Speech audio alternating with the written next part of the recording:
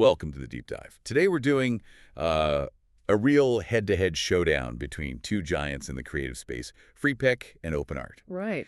And we're going to cut through the marketing to look at the hidden costs and the licensing fine print. Exactly. The mission here is to figure out what you actually get for your money. We need to look at the true cost of generating content, especially at scale. So an all-in-one bundle versus a specialized AI engine. That's it. We want to see which one offers you genuine, usable value. Okay, so let's unpack this. Freepik first. They pitch themselves as this ultimate creative toolkit. For, what, $12 a month, you get the whole suite. Stock vectors, photos, PSDs for Photoshop, and their AI tools. And their premium plan includes 7,000 AI credits, which, on the surface, sounds like a massive supply. It really does. But then you have Openart. Right. Openart is a specialist. They ignore the stock library completely. It's just pure AI generation. And their essential plan is cheaper, right? Around $7 a month for 4,000 credits. Yeah. So if you just look at the numbers, Freepik seems like the winner. You get the stock library and almost double the credits for just $5 more. But I think they're hiding something. I agree. That price difference feels off. What are they hiding? They're hiding the cost of generation. This is the critical insight. Okay. When you start using Freepik's AI, you find that generating just one single high-quality image can cost you anywhere from 500 credits. Wait, 500?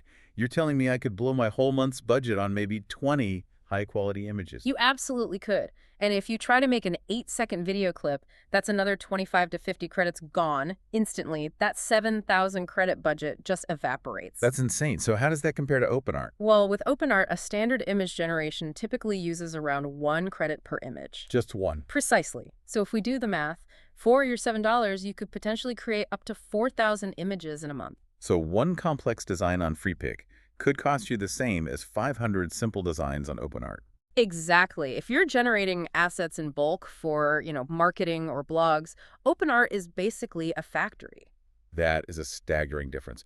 But let's talk quality. What about the actual models? Freepik has its own, like Flux and Mystic.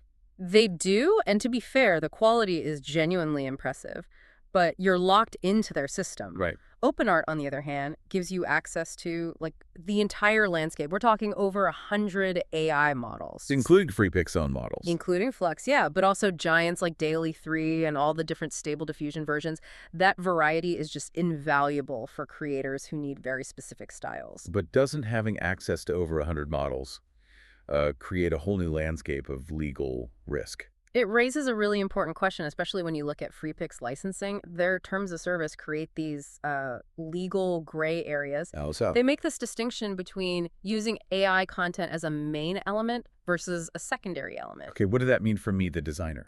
It means if you want to put that AI image front and center on, say, a t-shirt, that's a main element, you're suddenly dealing with much stricter, often ambiguous rules. And a secondary element would be like a background texture. Exactly. And what's more, their legal protection, if your content gets challenged, is capped extremely low, only $25,000. Wow, that's often way lower than what you'd need for a professional commercial contract. Whereas Openart offers much clearer, more straightforward commercial licensing without those weird restrictions. So let's bring it all together. Who should choose which platform? Well, I think if you're a designer who really just needs the convenience of that bundled approach, the vectors, the PSDs, plus some occasional AI use, Freepik can work. The time savings might justify that awful credit cost. It might. But for anyone focused on AI image generation at high volume, content creators, digital artists, marketers, It has to be Openart. The lower cost per credit and the huge model selection just deliver unbeatable value. the key takeaway is simple. The subscription price is a distraction. Right. The cost per credit is what really determines the value and your ability to scale. Which leaves us with a final thought for you to chew on.